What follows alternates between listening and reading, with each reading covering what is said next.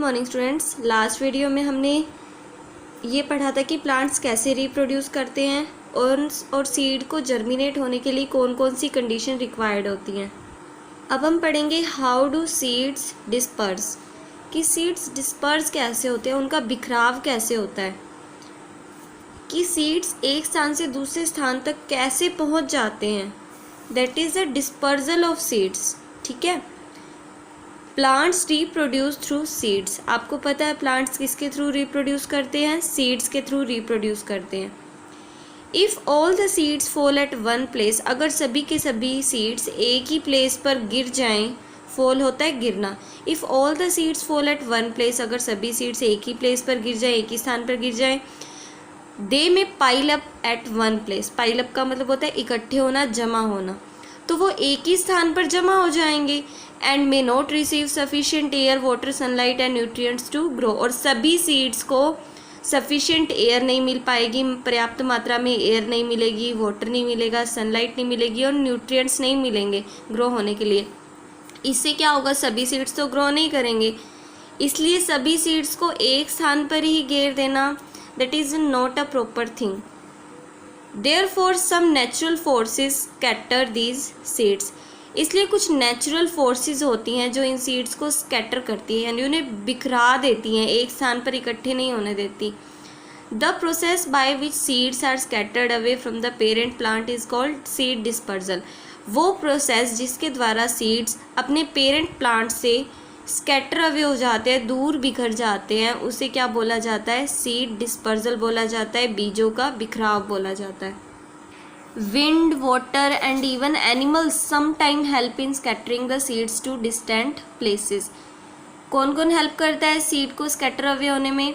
Wind यानी हवा, water पानी एंड इवन एनिमल्स, यहाँ तक कि एनिमल्स भी कुछ कई बार क्या होते हैं, हेल्प करते हैं सीड्स को स्कैटर अवे होने में, उनके बिखरने में, ताकि वो डिस्टेंस प्लेसेस तक पहुंच पाए।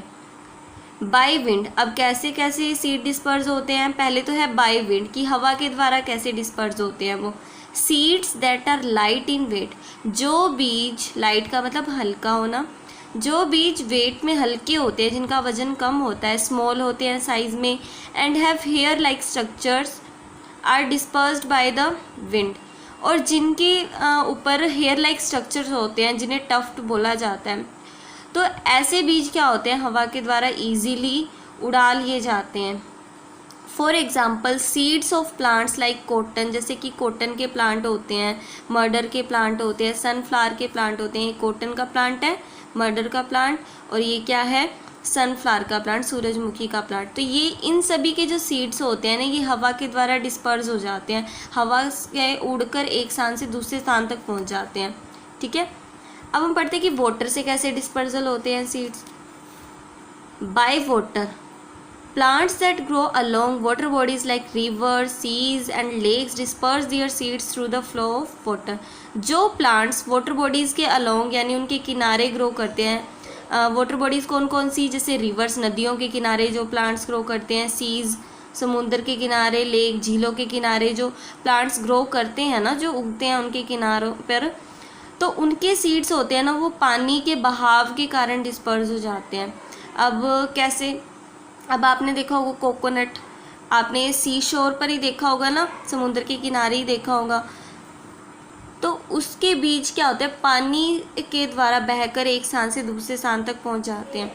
सच seeds have spongy parts to keep them afloat in water. ऐसे बीजों के ऊपर है ना स्पॉन्जी पार्ट्स होते हैं जो उन्हें पानी में फ्लोट करने में, तैरने में हेल्प करते हैं।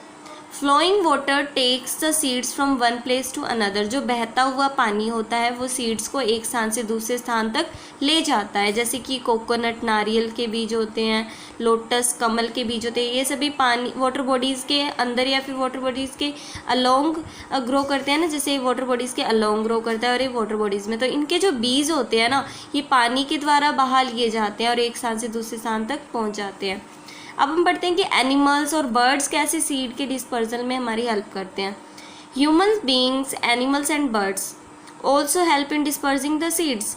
ह्यूमन बींग्स हो गए, एनिमल्स हो गए, बर्ड्स हो गए, पक्षी हो गए, ये सभी सीड्स के डिस्पर्जल में हेल्प करते हैं। Some juicy fruits are eaten by the animals, कुछ जूसी फ्रूट्स होते हैं जो एनिमल्स के द्वारा खा लिए जाते हैं।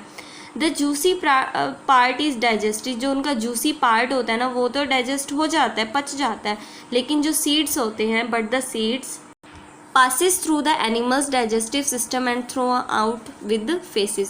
अब जो जूसी पार्ट है वो तो लेट सपोज डाइजेस्ट हो जाता है, लेकिन जो सीड्स होते हैं वो उनके डाइजेस्टिव सिस्टम से पास आउट हो जाते हैं और फेसिस मतलब क्या होते हैं, मल के थ्रू उनकी शरीर से बाहर आ जाते हैं। ठीक है। Cherry apple seeds are dispersed in this manner, cherry और एप्पल के जो बीज होते हैं ना इसी तरह से डिस्पर्स्ड होते हैं।